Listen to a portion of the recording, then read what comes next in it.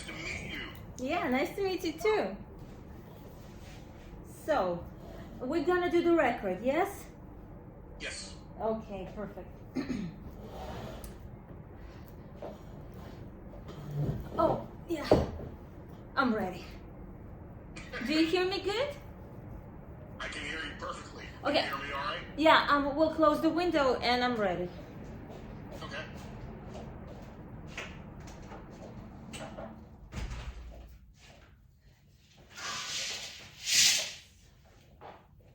Recording in progress. Yeah. Got it. Perfect.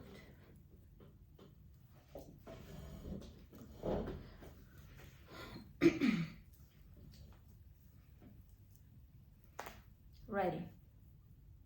Awesome. Thank you so much again for your time.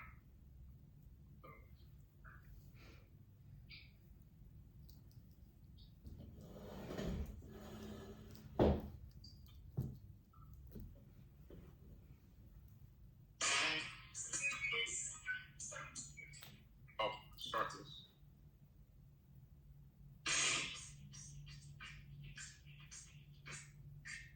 Hey, how y'all doing? I'm Scott Sands. Thanks for hanging out this afternoon. Everywhere on our free iHeartRadio app and wherever you get your podcasts. It has been 1 year since the Russian invasion of Ukraine. American support beginning to become divided. President Biden just there on a trip to Kyiv. We'll talk about that with Nadiia Vasina, who is joining me via Zoom from Kyiv in Ukraine.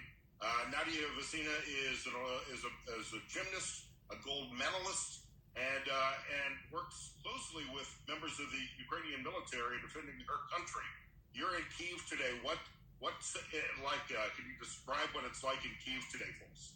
Yeah, hi everybody, and I'm glad to be the part of your show. Well, actually, if we talk about Kiev right now, like in a silence, we have a lot of sirens, air sirens, but basically everything is still, like before the storm.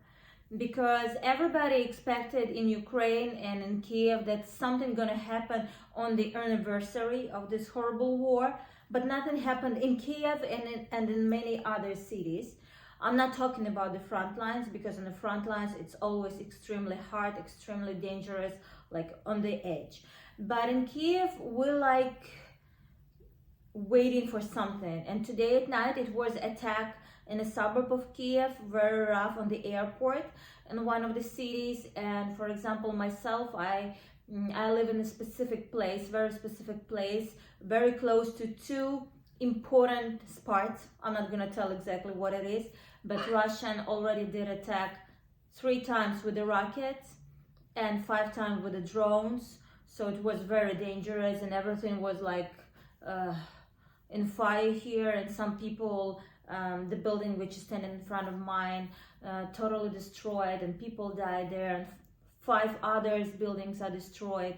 So it was very rough, like 2 or 3 times when they attacked my area.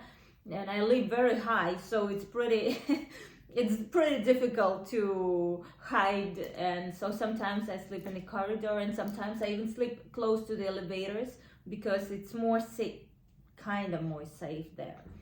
So yeah, when you're being hit by rockets and missiles, there is no safe spot in a building. But Nadia, explain to me why you and so many other Ukrainians have stayed behind. I mean, you tell me that you live between 2 potential important targets that Russia may go after. Do you have a choice? Could you move? Could you go anywhere that would be safer? Could you leave the country, and why have you stayed? well, first of all, I was born in Ukraine. I'm proud that I was born in Kiev. I love my country. Whole my life I'm performing with my yellow and blue flag and I feel happy about that. And for the last 7 years, Ukraine was moving, improving, and I'm happy about that. The world didn't know that, so I cannot leave my country and just say, okay, bye-bye. When the war started in 2014, I was traveling from America to Ukraine, to Kiev, and then to Donetsk area, to hotspots.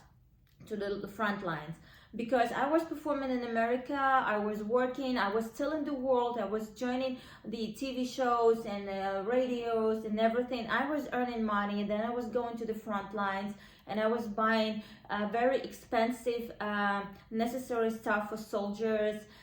So I was like combining that.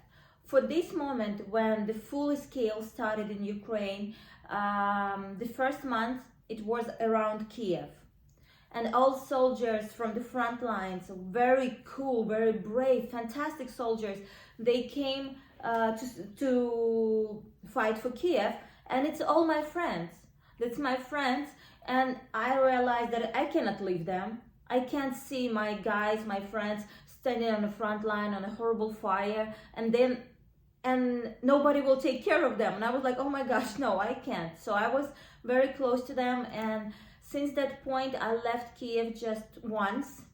I had as I work on TV and on radio also, I had like a little vacation in the end of summer, and I went to Europe for 2 weeks.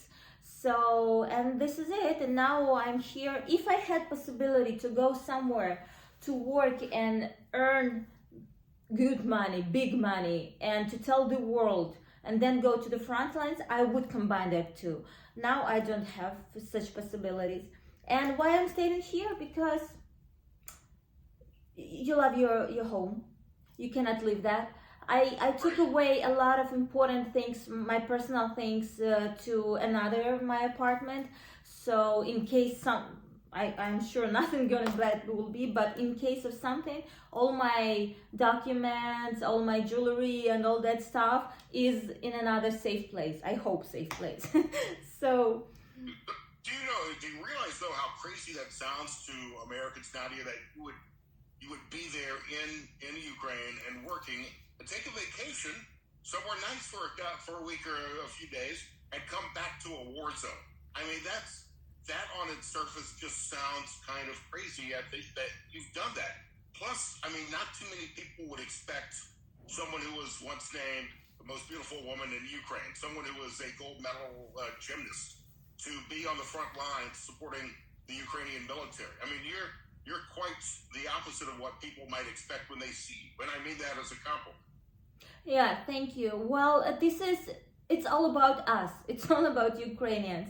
I feel happy, and I was honored. I was honored when I was combining again about this crazy life which you started to talk about. I was performing in Las Vegas, and then I was taking a plane, and then taking a train, and then taking a bus, and then taking the Hummer, American Hummer, to get to the front lines. So, and I feel honored to perform on stage in Las Vegas, and then to come to Ukrainian heroes, touch them, see them, and understand that I can go to Las Vegas to perform there because of them, because I'm alive, because I'm under their protection, So, and it's amazing feeling. It's like, it's crazy. It's totally crazy when you perform in front of the soldiers very close to the front lines, and you perform in an extremely dangerous place where soldiers say, let's put the music lower, the volume of the music lower, because the Russian army can hear us.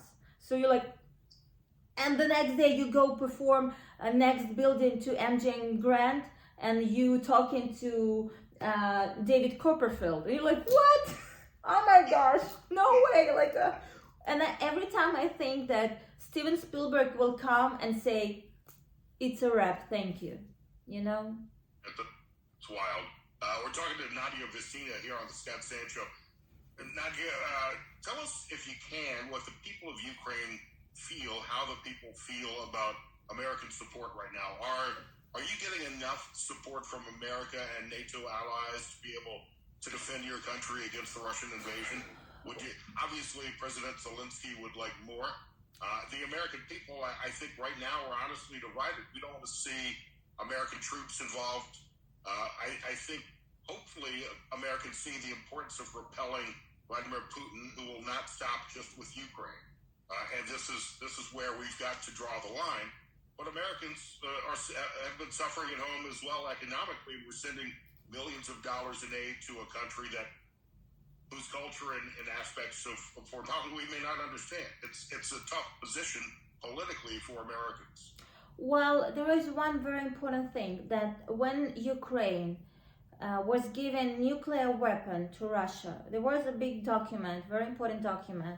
In case of something, Russia protects Ukraine, or in case of something, America and Britain take care of Ukraine. So it's not just our wish, like, oh, we are losers, come on, help us, we're not gonna do anything. No, we are fighting, and we're not asking for military, we're asking for weapon. And if you're asking for the weapons, you're asking for ammunition, and the people of Ukraine have been very brave for the past year, standing up to Putin and the Russian army. Many people, many experts, many national security experts that I've talked to, had no idea, that would not in a million years have guessed that the Ukrainian people would have been this successful against the Russian invasion and been able to repel Russian forces for as long as you have. And now this is, as you talked about at the beginning of our conversation, a critical time. With the seasons changing, I'm sure you and everyone in Ukraine are ready for another offensive. And Russia's obviously preparing for another push. yeah, and you know, the problem is we really appreciate American support, emotional, with the financial, with the equipment, with everything. We really do appreciate. But the whole world, I think, made a huge mistake. One huge mistake, that the world let these horrible things happen. We cannot stop earthquake. We cannot stop hurricanes, Catherine hurricane or something. We can prepare, we can study, but we cannot totally stop it. But we can stop the war. We even can stop the war before it started. And the whole world, when Russia annexed Crimea and then Donetsk, everybody, our ex-president Poroshenko was coming and telling, like, look, this is the passports of Russians. Look, this is Russian ammunition. He was just bringing all that stuff to very important meetings and G7, G8 and blah, blah, blah. And the world was like, oh, we're concerned.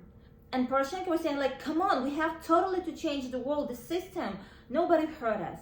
Then when full scale started by Russia, the whole world was like sitting with popcorn and watching all this drama.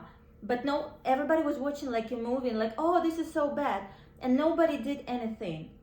If the whole world were united like today, at the beginning of full invasion in 2022, at the beginning, okay, in the middle, everything would be totally different. And right now, of course, we really appreciate the support. But again, usual civilians, Americans, British, European, no matter, even Ukrainians, a lot of, don't understand how expensive the war is. Yesterday, 2 months ago, on New Year's night, I bought a vehicle, good vehicle for sale. Oh, we don't have light, I'm sorry. Do you hear me? Oh.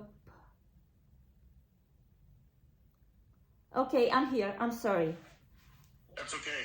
We just had our connection with Nadiia Vasina cut out. She's back with us. It looks like you're without power there now. And yeah. Wait a second. I will find some candles or something. Okay. Do you hear me? Yes. I can hear you. I mean, what? Can you tell us what just happened? Is okay. Is it normal for the power to go out and keep that off? And are you under attack right now? Well, I will with my pine tree, Christmas tree. It's at least you can see me. Well, it's the reality in Kiev. We always have, after Russia started attack by our targets, one of the targets is very close to me, as you remember, to not to have heating in an apartment, not to have light, water. So the winter could be horrible for Ukrainians. But if it's not a problem for Ukrainians, as you see, we have everything prepared.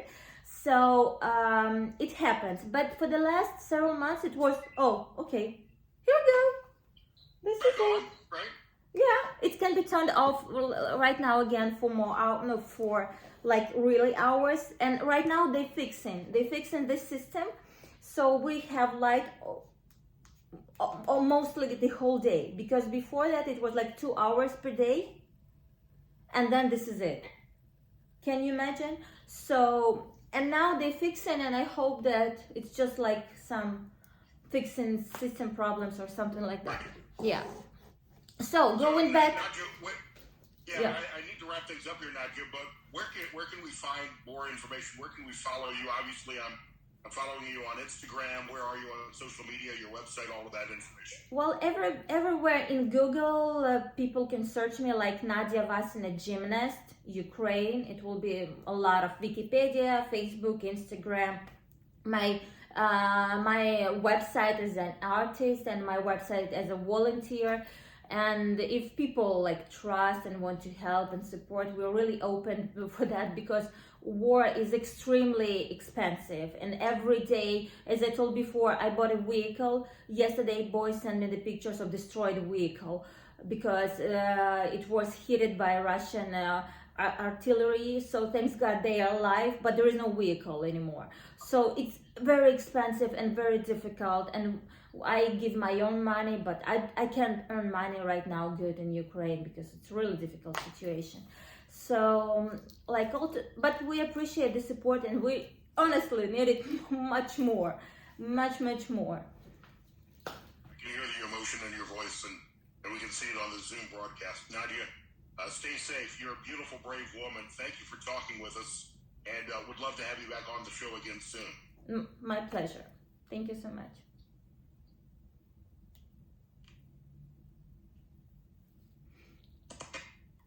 Stop, Nadia. Yeah. Actually, I think I can stay on here. Good stuff. Yeah. Okay. Thank you so much for your time. Thank you. You're amazing. Stay safe, and we'll keep you in our thoughts and prayers, son. Yeah, cool. Let's stay in touch. Thank you for your support. And say hi to America. Okay, bye-bye.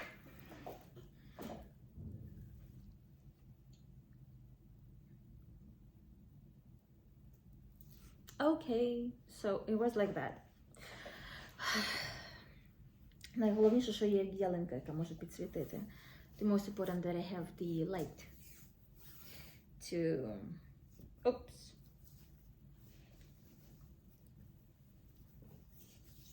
Ta-da!